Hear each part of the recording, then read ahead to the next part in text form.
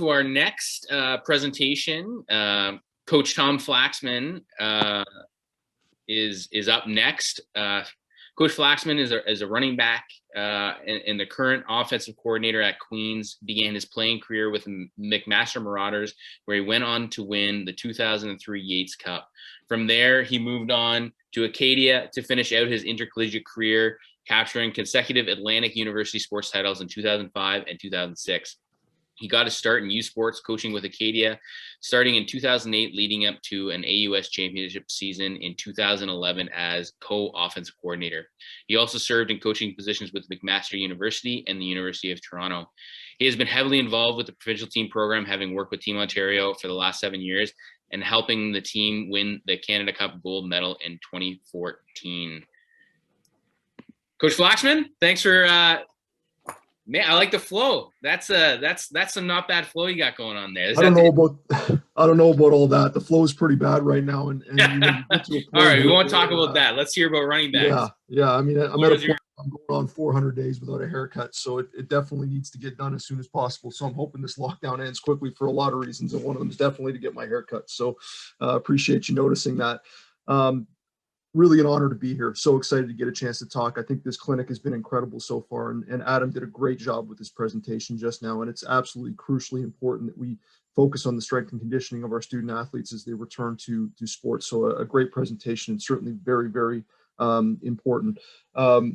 I'm here to talk about running backs today, and I'm going to try to keep my presentation as tight and concise as I possibly can. Those of you who have seen me speak in the past know that I can sometimes go off on tangents. And often I try to jam way too much into these presentations, and I'm rushing at the end to try to meet the time limit. So I'm hoping I keep this a little bit more concise so that we have some time for some questions after. And I'm happy to answer any questions with regard to my presentation or outside of that, outside of the presentation. I've also put my email and my cell phone number at the bottom of the screen, and I'll pull this up again at the end of the presentation.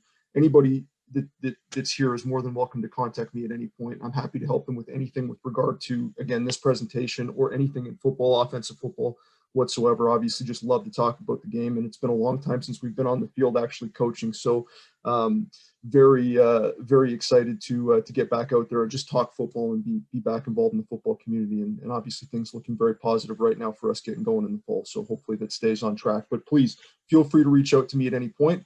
And I'm happy to send this presentation to anybody that's on this call. So I want to jump in here, and I'm going to focus on two main issues today. I want to talk about a ball security circuit that we utilize here at Queens and the way we teach that circuit. And I also want to talk about a teaching progression for the running back in terms of installing a run play and how we teach our running backs the totality of a play when we install it. That being said, I'm going to start just talking a little bit about some skill sets that I think are critical to the running back, and also the traits that running backs need to have to be successful, I think, at the high school and youth sports level. So with regard to skills, I use this slide and the things that are in this slide as a bit of a checklist for me as I'm developing a drill set that works within my system to teach the running backs the system that we're trying to utilize and trying to run. And I encourage everybody, as they're coming up with their own drill sets, write down the things that are most important to that specific position group, and then design your drills around your system, and make sure you're putting your players in a position where you can teach and drill the aspects of your system, not just the generality of the position itself.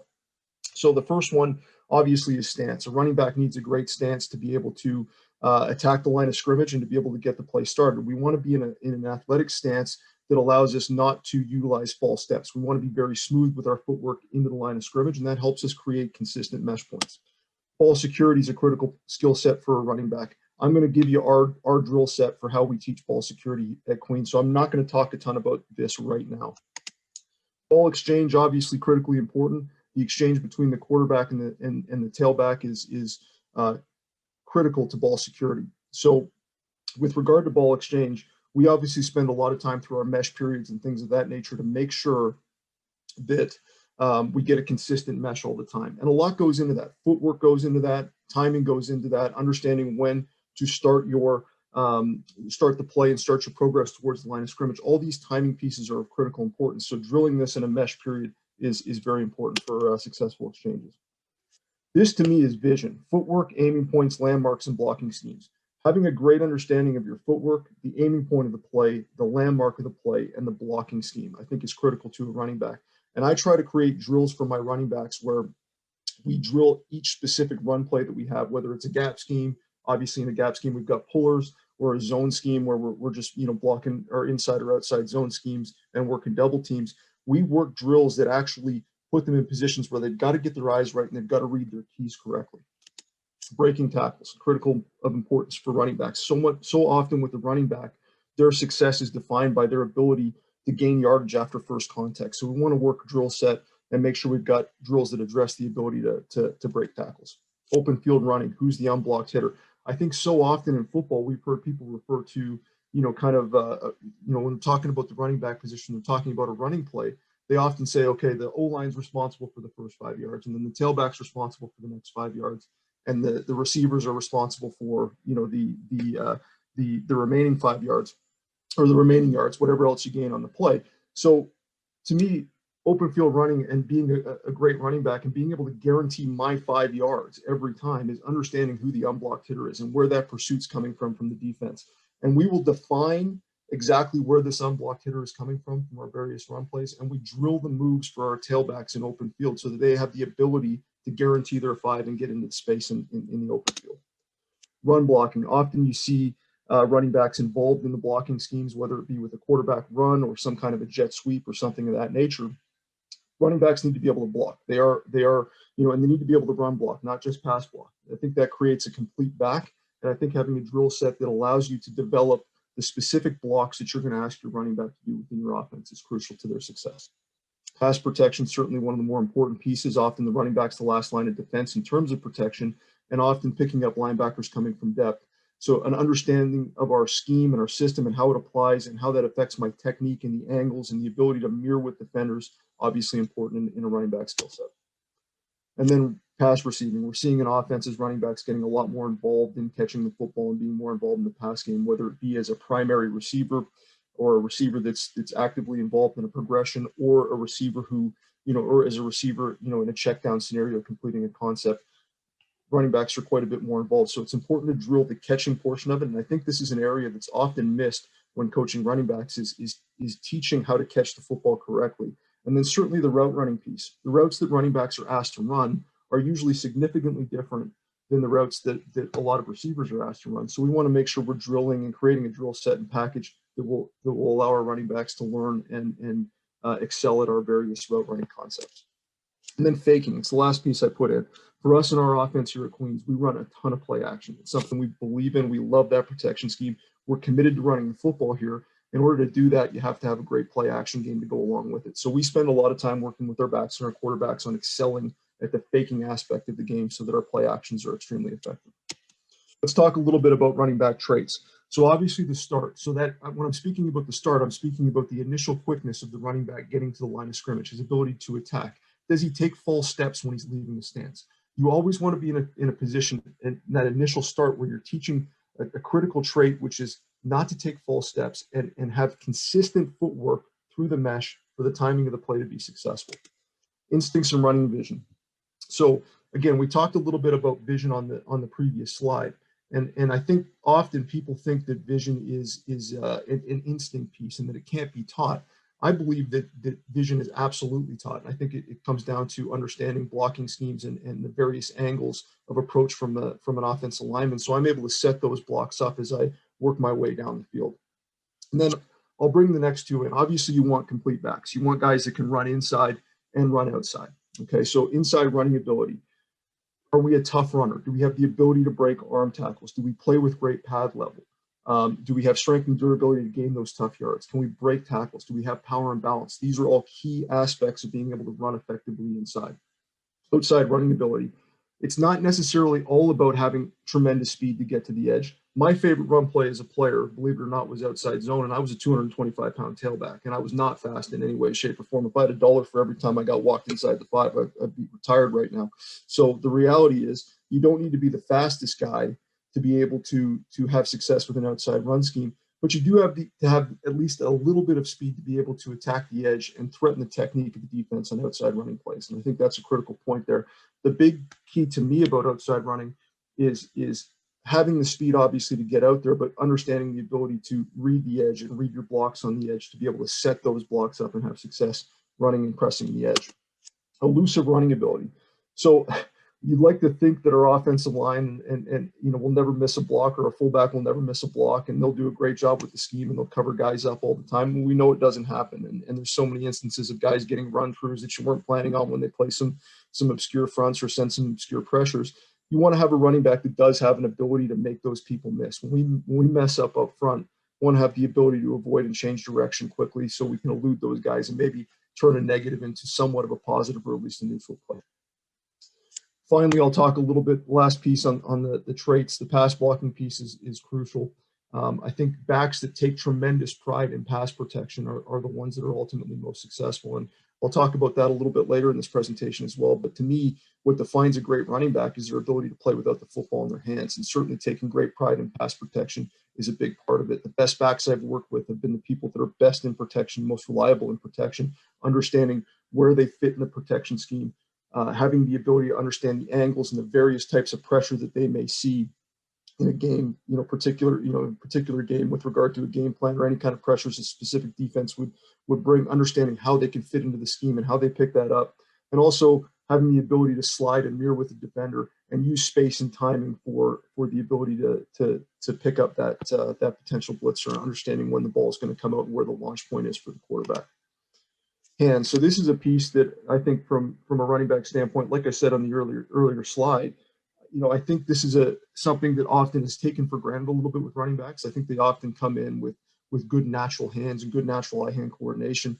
One of the things we really focus on early at training camp with our running backs is we actually will film them from in front as they're catching a football. And we want to see, do they keep their eyes open? Do they naturally catch the football? Do they catch it away from their body? Are they able to adjust to those balls that are outside their framework? Can they keep their eye on the point of the football? And the big piece, obviously, do they keep their eyes open throughout the duration of the catch? So we'll actually film them, straight on as we're throwing them footballs, and we'll be able to coach them up, and then again see where they may have issues in terms of their hands and be able to correct those aspects. I've already talked a lot about route running, so I'll move on fairly quickly. Obviously, with regard to tailbacks and route running, like I said on the previous slide, you're often running a lot of routes that are very unique to the running back position. So important to work those and drill those specific sets. But also, so often running backs are involved as checkdowns in the system. So what defines a good route running tailback and a checkdown to me is the ability to get a chip or get some contact to protect and firm up that protection before I get out into my various pass routes and complete that progression with my checkdown. And then running style. I think this is important. To me, whether it's a running back or a receiver or a quarterback or an offensive lineman, I think it's important as a positional coach to take a look at each individual on your roster and get a real good sense of their strengths and weaknesses, so that you can, one, put them in a position to be successful from a strength standpoint, but two, prioritize and work on their weaknesses with regard to their development as an overall player. So I think initially you want to take a look at the running backs you have on your team and am I working with a guy that's a power back? It's more of a true inside runner. Am I working with a guy that has elite speed and can get the edge, and maybe isn't a great, inside, runner? So I can work on that with him and I can try to develop him as an inside runner. Does he have a second gear? Is he a guy we can try to get into space in the pass game? Is he a fullback? Is he more natural as a blocking back than a running back? These are things that I think you always have to be asking yourself and looking at the various strengths and weaknesses of your roster and your obviously your position group as well to go along with that. Okay, this is the last piece on this, and I want to get into ball security here. Just want to talk about what, in my opinion, great running backs possess. And obviously, I've talked a lot about that already, so I'm not going to go into great detail on this slide. But I think it's important that the running back position is not played in a robotic manner. We want to be disciplined when we're running the football. Okay, and great running backs, I think, have that discipline. They have that eye discipline. They know where to get their eyes when they get the football in their hands. They're consistent with their meshes. They understand their read keys. They understand how to block, to set their blocks up. But they're not robotic in doing it, because it is an instinctive athletic position, and you want to have guys that have the ability to obviously be disciplined, but be able to make explosive plays, because it is a position that has a bit of creativity to it. Do we attack the defense? Do we drive for extra yards? Do we fight for feet? I think the biggest thing, at the running back position, and we've all heard that adage as we've gone through our careers as football coaches and as football players, you're gaining 4 or 5 yards in the first quarter, 4 or 5 in the second quarter. By the time you get to the fourth quarter, you're starting to break those 40 and 50-yard runs. So I'm always looking for backs that finish their runs, that are punishing runners. And they're, I'm just going to pull up a few of these slides here because they all kind of fall into one section. But to me, a great back is a violent runner, is a guy that can finish his runs with pad level down, okay, pad under pad level down, and always falling forward, fighting for those extra inches and finishing that run, because later in the game, that's when it's going to start to really pay off with us breaking arm tackles and wearing defenses down. I think it's a mentality at the running back position. And if we keep popping up and finishing our runs aggressively, it just wears the defense down both physically and mentally. Play great without the football in your hands. Be violent when blocking. Obviously, that's a huge part of it. And I've talked about that. To me, what defines a great back is their ability to do everything. And that's not just a running piece or a blocking piece. Like, can they play special teams? Do they take pride in their special teams work? Do they take pride in blocking and pass protection and all those things? We want guys to be great when they don't have the football in their hands. And then take tremendous pride in ball security, which I'll talk about here momentarily. This is one piece that we emphasize with our group. And I think that it makes not just our running backs better, but our full team better. In every practice, in every team period that we run, we make a habit of running each play out through the echo of the whistle or into the end zone, whichever's closer. And, from a timing standpoint, it definitely increases the endurance of not just your running back, but your entire defense. Okay. It increases his ability to understand open field running, because we, force the defense to pursue the tailback all the way through the course of this drill. So even if the tailback's touched off 2 yards deep in the backfield, he'll finish his run through the echo of the whistle, and the defense will pursue him through the echo of the whistle. Okay. And by doing that, it allows our running back to work on open field running, on ball security as he's being attacked in a variety of different ways. And it allows our defense to get better from, a standpoint of conditioning, but also understanding their various pursuit angles on a variety of different, run plays when they have the ball in their hands. We do that with all of our players, not just our running backs, but certainly the running back position is prioritized. Every time the ball's in my hands, I'm getting to the end zone and I'm finishing through the echo of the whistle. Okay.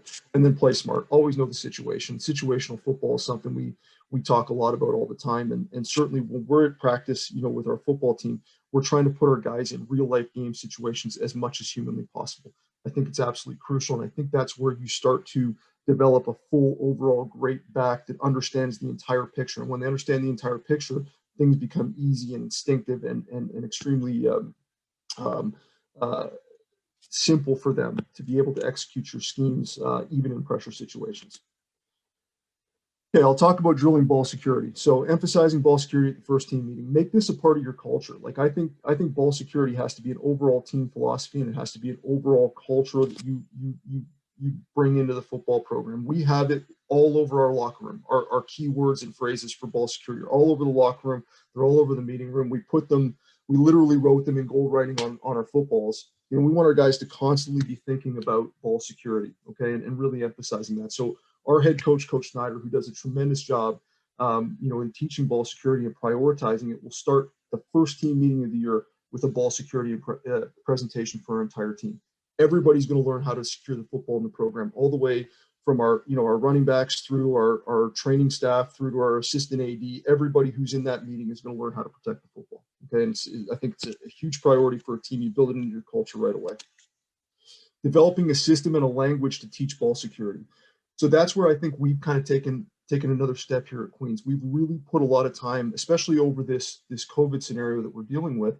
We put a lot of time into really trying to define our ball security and the various drills that we utilize to teach that ball security. Have a system and a language. I think it makes it a lot simpler for the players, one, to understand it, and two, for you to correct it as you're going through drilling this with the team. And it makes it a lot more efficient when you're trying to drill it and practice it if you have a great language and a great system to go along with it. We start every pre-practice with the center quarterback exchange. We don't even let the running backs come down for that session. Let's get the centers and the quarterbacks on the same page. Let's make sure we've got a great snap to get the play started, and we're not having any issues with snaps going off. We just want a good, consistent snap all the time from our center and our quarterback. So we do that for 5 minutes before every practice with our center and quarterback. Then we'll bring the tailbacks down and we'll work our mesh tracks and keys. So not only are we drilling the specific mesh for our tailback or the footwork for our tailback and the track, but we also get our coaches to get out there and give them their read keys in the various run plays. So they have a visual cue of where to take the football. So for example, if we're running an inside zone scheme, I'll be the first key, and I'll stand, as the play side guard, and I'll give our player an indicator with a bag, whether I'm getting knocked out or whether I've been reached. So he'll get a read and a visual cue on his first cue as to where to take the ball. So I think you want to add that into your mesh period. Not only are you coaching, your footwork, the footwork piece of it and the mesh piece of it, but you're also teaching the read keys, and it can make your practice a lot more instinctive. And I think the biggest thing for me at the running back position, if you take anything away from me in terms of the teaching progression, we got to get the tailback's eyes right on every play. Okay, so as he's working to the mesh, as he's getting the football in his hands, let's drill getting his eyes into the right place at all times. Okay, and then we got to drill nakeds and play actions. This is something that I think gets overlooked sometimes. You're always drilling your run plays and making sure that mesh is correct. But if you're running any naked bootlegs with your quarterback, or you're working a lot of play actions, and like I said earlier, we run a ton of play action here at Queens. I think it's important to drill it and to mesh it as well. I'll tell you, and I see a couple of my U of T guys on the call here. When I was coaching at U of T, when I was the offensive coordinator there, it was something that we just didn't do a lot of. And I can remember, an instance in a game where we actually fumbled on a play action, which is ridiculous. And it sounds stupid, but I think it's important that you drill this aspect of it, because it may only happen once in your career, but it could happen in a critical moment. Include ball security into your agility drills, and really any drill in general. I've tried to take an approach with coaching the running back position where everything, even from a movement standpoint, anything that we do, we're always focusing on the ball security aspect of it, securing the football and utilizing our language and our system as we're going through all those various drills to make sure that we're absolutely on top of that at all times. Teach ball security early in camp, okay, and have a set of progression drills the entire offense can execute. And again, that's a big part of it to me, because we try to be as concise with our time as possible when teaching ball security. So what we're able to do is get an entire offense through a ball security circuit in 5 minutes. And that's kind of our mentality and our way of approaching it. So what we'll do is I've got 5 drills that I'm going to go over here that teach 5 different aspects of ball security for us. And we'll pick based on, our practices or our film study, and we're seeing guys, their elbows flaring out or their wrist is dropping below the elbow, whatever the case may be. We'll see that there may be some issues with regard to certain guys' ball security. So we maybe prioritize that drill over another drill for that specific circuit. And like I said, we get all of our coaches involved, we get all of our offensive personnel involved, and it is a 5-minute period, and we're able to get full offense through at least 2 drills. Okay, I'll jump into the language and the way we teach ball security here at Queens. So obviously, cultural piece, the ball is the program. That's our mentality. You've got the football in your hands. We hand you the football. We are handing you the program. Okay, Queens football has a tremendous history. I'm so honored to be a part of the history here at Queens, because it's so unique and it's such a long tradition. We're handing you the program. You're representing, and you're being entrusted with 110 guys on a roster, but you're also being entrusted with the football by the thousands of alumni that Queens football has. It's a program that's been playing football since the late 1800s. It has just a tremendous history. So we hand you the football. You have to take it seriously, and you have to protect it, because it is the program that is literally in your hands. And one fumble in your lifetime is one too many, in my opinion. Okay. So in terms of the verbiage we use to teach ball security, we start with the claw. So the claw to us is the hand. Okay. And the hand needs to cover up the point of the football.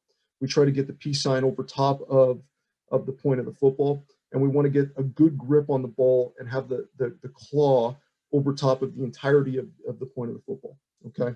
We talk about a wing. So the wing to us is keeping the elbow in and tight to the body. We want our wing and our elbow always attached to our body, and keeping it, in a position where somebody who's attacking me from behind can't knock the ball out from behind because my elbow is flared out. We don't want to show any football from behind. We want to keep our wing in. Okay. When we refer to the chin, we talk about keeping the ball on the chin or just below the chin. Okay. And we want to keep it high on our chest plate, just below the chin. And what that does is it allows me to keep my wrist above my elbow at all times, which to me is the key point to ball security. You always want to have your wrist above the elbow. And the last point on ball security is we always keep it in a locked position. So when we say lock the ball, lock the ball, lock the ball, what we're telling our guys is we want the ball put on the chin, and it needs to stay on the chin for the duration of the play. We lock it away, and that ball never comes off of our chin. Okay. And the last piece is, and what I'll say on the side here, on the right-hand side of the screen, is this is what we refer to in our program as a drag. So when a player takes the ball away from his chin. He drags the ball away from his chin. It's something that we never want to see within our program because it breaks our fundamental rule of keeping our wrist above our elbow at all times. So we want to avoid any drags in our ball security. And we will use this verbiage as we're coaching our various ball security circuits. Okay. So when somebody, for example's elbow starts to flare out, the coaching point is wing, wing, wing. Get your, and they know that now I've got to get my wing in. Okay. Or chin, chin, chin. They know that they're starting to drag the ball and they need to put the ball on the chin. So it allows us to teach and communicate in a very concise fashion when we're drilling our ball security pieces. Okay.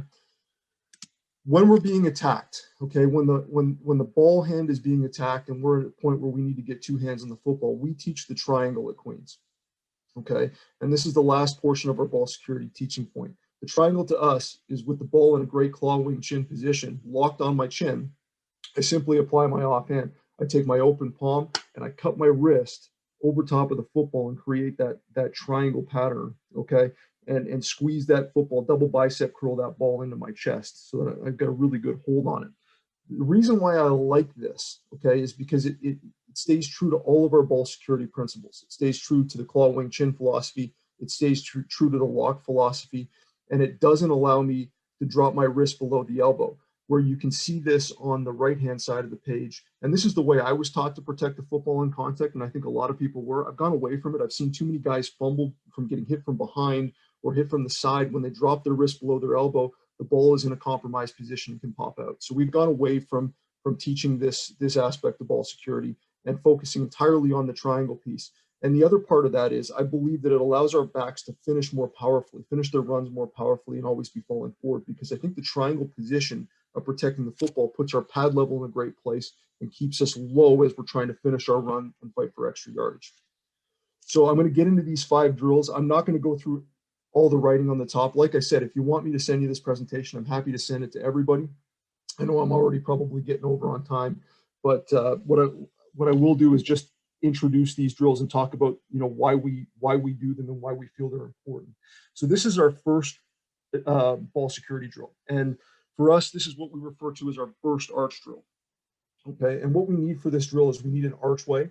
Okay, which can be created with PVC piping. I mean, we created 15 archways for about $20 a pop. Like they're pretty easy to build, and if you've got any kind of handiwork, any inkling to be able to do those kind of things, good on you. I can't even figure out how to change a light bulb, but we've got some great guys on the staff that are very, very handy, and they were able to put these together for us with some PVC piping, and they've been very good for us. So we created this archway. The tailback's going to start on the first cone, okay? And what we're trying to enforce with this drill is the proper aspects of the claw wing chin principle. So making sure the ball always remains locked on my chin, okay? And it's creating the mentality in our running backs and all of our offensive personnel that when I have the football in my hands and I'm attacking a defense, okay, I want to be able to burst my arch using a one-cut technique and get the ball going north. As an offensive player, getting the ball going north towards the goal line, good things always happen when you get the ball going north. Okay, so we want to enforce that. That's a cultural piece to our program. We always want to be working towards the goal line. So we'll start our players on the first cone. We'll have them run on about a 45-degree angle. When they get into the arch area, they're going to stick their foot in the dirt in a one-cut scenario, get their pad level down, and burst their arch. We say burst their arch because we want them to get through the archway with the best pad level they possibly can while maintaining their claw wing chin principle on the football.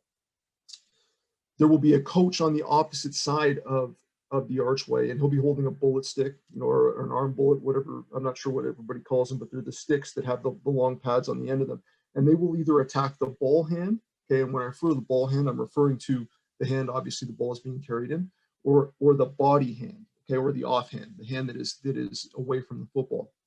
So if we're attacking the ball hand, we want our players to apply the triangle to their ball protection, okay? Apply the triangle, their claw wing chin technique.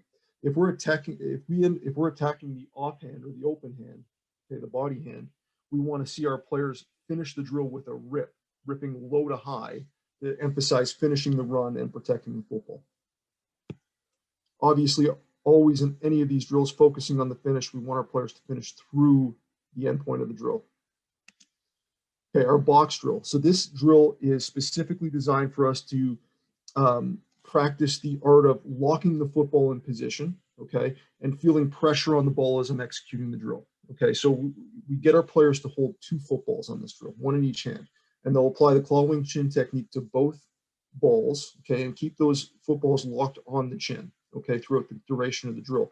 And what we're having them do is work around this box pattern through the 4 cones, and we'll have a coach on the inside with a bullet stick, and we'll have a coach on the outside of the box with a bullet stick, and we'll simply be constantly attacking the player as he works around the box, attacking different arms, and really forcing him to feel the pressure of having the ball in that locked position and what it feels like to get that thing popped out. So to us, this is specifically putting their body in a bad position because they're carrying 2 footballs. They're not able to triangle it. We want them to get in the habit of really focusing on the locked aspect of this drill. The pop-up drill. So for us, this is also a chin drill, and it's a drill to teach our backs to not drag the football. Okay, so what we try to do in all of our ball security drills is put our backs in most of our ball security drills. We don't obviously in the first arch drill, but we're trying to put our backs in bad positions, in positions that are not necessarily natural for the body. So what we're trying to do with our pop-up drill is illustrate using your off arm for balance or to ward off another tackler. So in this case, what we do is we start the player face down on the ground with a football in his hand, okay, applying the proper claw wing chin principles to protecting the football. And then he'll use his off arm to pop himself up off the ground into a running position. And then he'll sprint through the end line of the drill, which is usually for me about 15 yards. Okay. What we're looking for when we're running this drill is as he's popping himself up off the ground with his offhand, does the ball drag away from the body? Does he keep it locked in the chin, or does the ball drag away from the body? Because the natural tendency when I'm using my offhand for balance or for fighting off a tackler is to get this ball away from my chin, is to drag the ball away from my chin. So this forces it to stay in a locked position because I'm using it in an unnatural scenario. And further to that, as we're running through the duration of the drill, as we're sprinting, does that ball ever start to drag away from our body?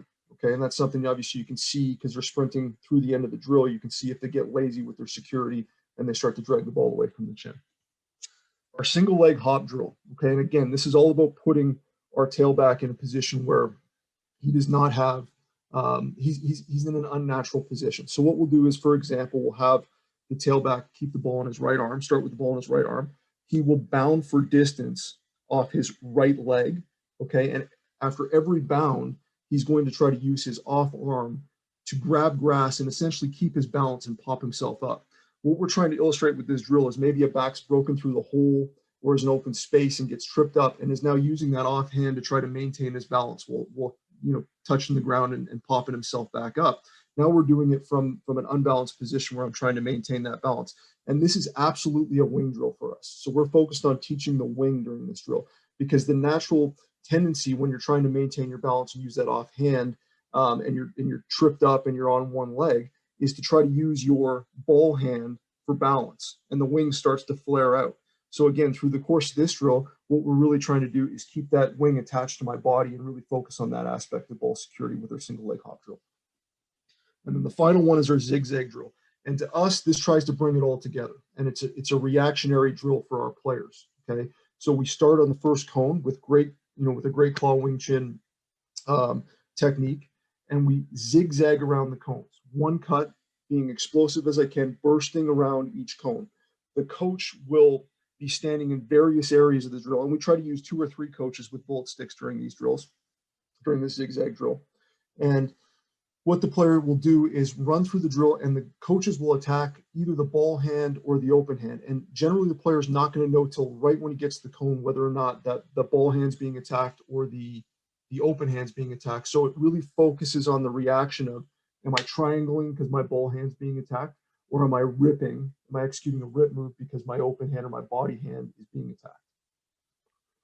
So that kind of gives you a sense of our ball security circuit. Again, we use this for all of our players. All of our players, early in training camp, we do this with the full team. Even the offensive linemen will go through our ball security drills because you never know. They may pick it up when they're fumbling. When we fumble, hopefully we don't fumble after we do all this. But if we do fumble, an offensive lineman may pick it up. He needs to know how to protect the football. on defense. We may recover a fumble and be running towards the end zone or intercept the football, or we might have a DB that's a punt returner. Like, it's important to drill ball security, I think, as a full team initially. And then certainly with your offense, you should be spending time on it every single week in practice and committing time to it. Again, one of the reasons why we've spent so much time trying to develop this overall plan, this language, and this drill set to teach our ball security is because we want to make it as efficient as we possibly can when we get into the season. So like I said, we're able to get through a ball security circuit in 5 minutes and drill specific aspects of ball security when we do it with a plan.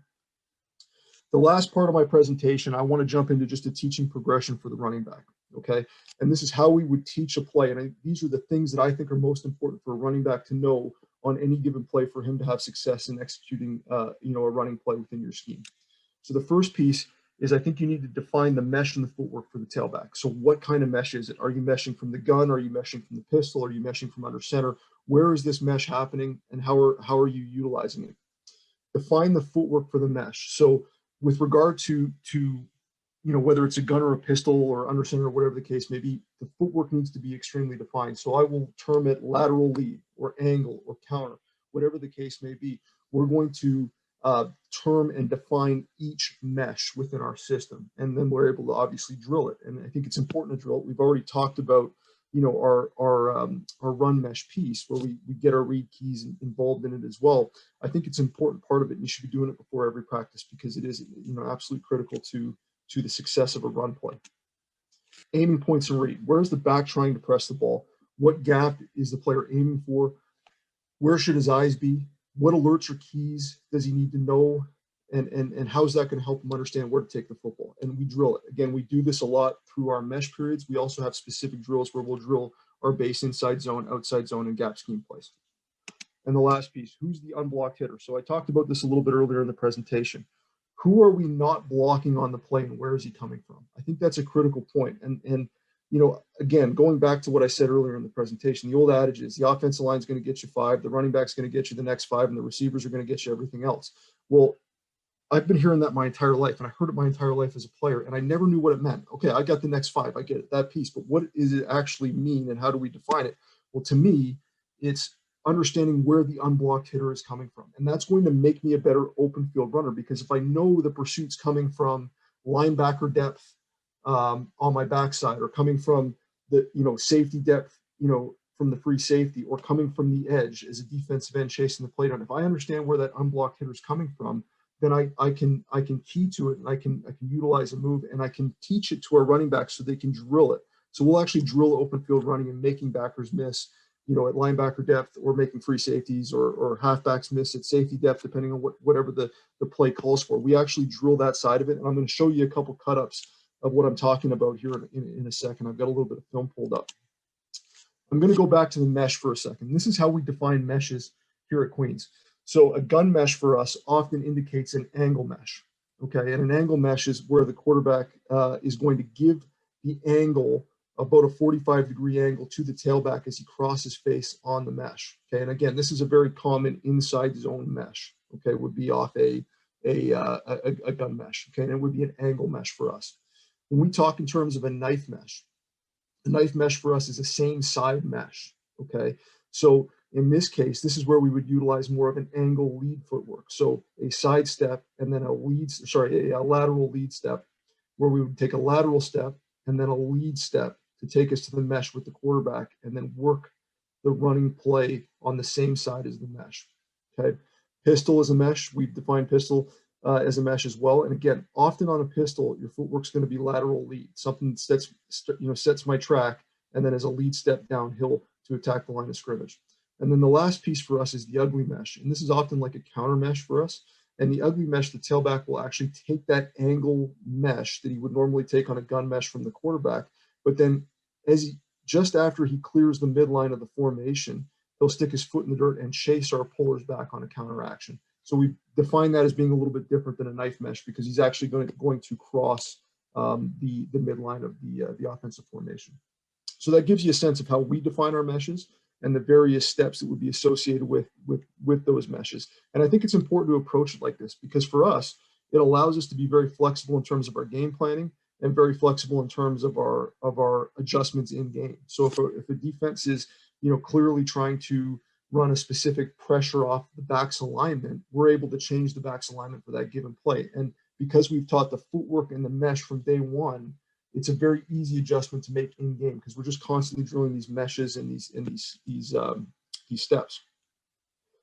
I'm going to use kick as the example to teach kind of our run game progression for the quarterback, and kick is, or for the running back, and kick is our top run play here at Queens. It's certainly our top gap scheme, if not our top overall run play, and it's just a play we take a tremendous amount of pride in, and it works for us. I've always been a gap scheme guy. I love gap schemes. I think it gives great angles to the offensive line, and from a running back standpoint and explosibility standpoint, I think you can get some really explosive plays off gap schemes. So I'll just talk about the overall philosophy of the play. First of all, we'll talk about this as if it's drawn up as 4 kick, and I'm going to use the top left-hand picture to discuss this scheme primarily. I'm not going to get into some of the other fronts here. We're just going to focus on this top left-hand picture. So in this picture, we're trying to build a wall with our down linemen. Okay, in other words, we're trying to protect our inside gaps with our tackle, guard, and center on the play side. Okay, we're protecting our inside gap. We're, in this case, on a 3 technique, going to work a double team and try to build a wall in this MAC linebacker. Okay, we're going to pull, in this case, the backside guard, and he's going to attempt to pry out the defensive end, kick him out. We want to kick. That's why we call the play kick. We want to kick him out. We want to get him all the way out to the sideline. I'm going to talk more about that block in a second. Okay, so he's the pry player, and then our H is going to lead through on the play. He's looking to lead through for the play side linebacker.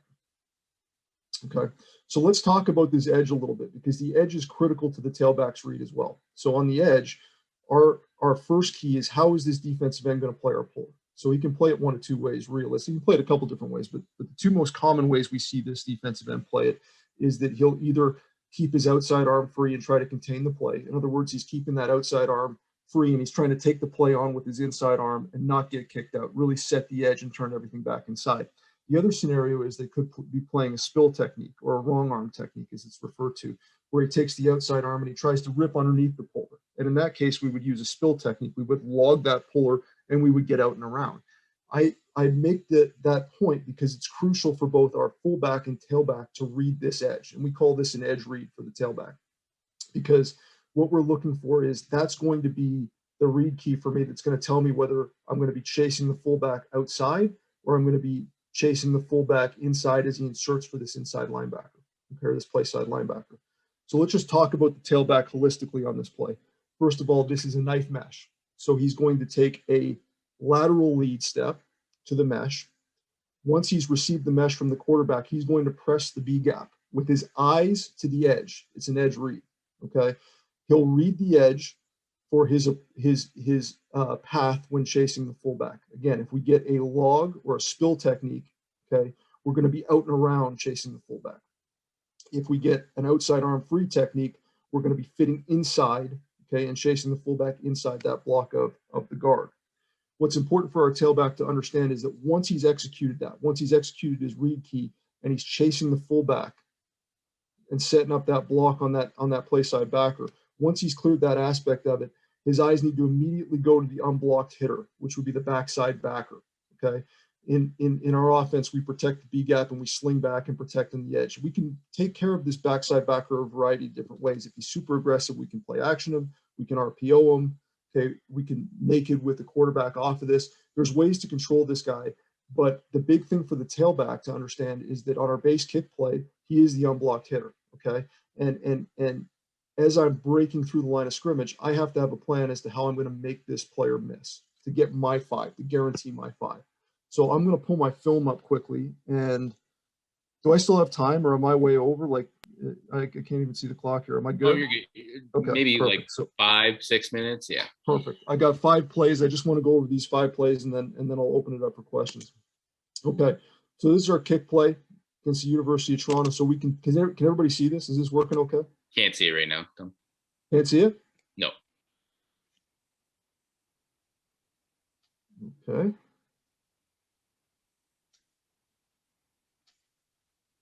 Try that again. There we go. We good now? Perfect. Okay. All right. So we're running kick into the boundary in this case. So this for us would be a 4 kick. I'll show this on the tight as well, but understand in this picture, the unblocked hitter is going to be this Sam side linebacker, the Sam linebacker. Okay, so you'll see how this plays out. And our tailback knows after he's chased this through the hole, his eyes now have to go to this unblocked hitter. In this case, this unblocked hitter has overplayed this. Okay, he's overplayed the play, and now our tailback, Jake Puskis, is going to stick his foot in the dirt and get the ball north in this alley here. And you can see his quick decision, gets him up to the next level, gets him through to the free safety. We're going to see what this looks like on the tight now. So we don't do a great job on the edge. We should be collecting this defensive end so that the kick is actually happening on the linebacker. We missed that. It's a true freshman playing tackle, and he held up pretty well for us in the grand scheme of things. But this is one play that he didn't have a great one on. Fullback gets a nice block right, hit right on this linebacker. Good kick out. We're inserting inside this block now of the fullback, and our eyes have gone to the Sam linebacker. We can see the Sam linebacker overplaying this. Jake's on a great path. He knows that as this backer's chasing him and overplaying the play, he's going to stick his foot in the dirt and get north right now. And you can see that here. It's a great job understanding who the unblocked hitter is on the play. We'll go to the next one here. So in this case, the unblocked hitter has actually walked up on the edge. Okay. And in that case, our tailback now knows that as he clears the line of scrimmage, he can just play fast through to the free safety. So this gets back to just understanding the game pre-snap at the tailback and seeing that we've got the unblocked hitter walked up on the edge. We now know as the tailback that as I break through the line of scrimmage that I can just play with speed up to the free safety and read my receiver blocks accordingly, because there is no pursuit player that's my guy anymore. Okay. Oops, sorry, I'll show you the tight on this. You can see the linebacker is walked up on the edge. We no longer have to worry about his pursuit. We can just read the run play accordingly and get the ball going north. Take a look at the next one here. So this is, again, a 5 kick.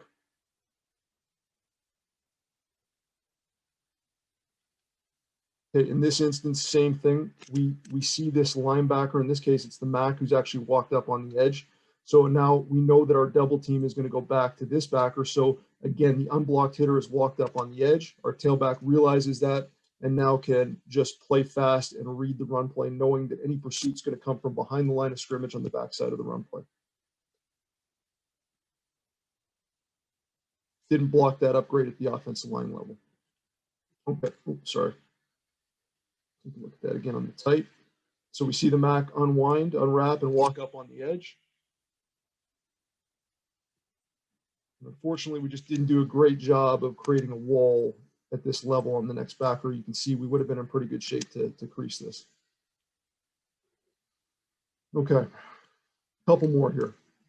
So same idea, unblocked hitter, just a different example of a move that our tailback utilizes here. So it's a nice job reading the play. We can see the unblocked hitter on the backside. Again, the Sam linebacker scraping over the top. He's slow playing this one a little bit more than the other one. And in this case, Rashid, our tailback here, is actually going to utilize a spin move on the unblocked hitter. So he uses the spin, creates the opportunity to gain a few extra yards based off of that, knowing where that unblocked hitter is coming from. And then I'll show you, keeps jumping on me. I'll show you the tight real quick. Nice job on the log block from our center. Okay, he goes to kick out this defensive end. See the defensive end playing underneath the puller. Our tailback now knows that he can chase the fullback outside. I would actually like to see our tailback work flat for another step or two here, just to see if he can set this block up for our fullback a little bit better. Again, our fullback on this should be thinking block right, hit right. In other words, he wants to put the right side of his body on the right side of the defender's body so that defender can't fall back into the play. So I would have liked to have seen our tailback help our fullback out a little bit more by bringing that player more to him, by stretching this play flat before sticking his foot in the dirt. But it's a great spin move on the unblocked hitter. Okay, and the last one. Same idea. Looks like we're running a 4 kick into the boundary. And again, this is an instance where you can see the Sam linebacker has overplayed the play again. And our tailback can simply put his foot in the dirt and then finish with great pad level and a triangle on the ball as he gets into the end zone.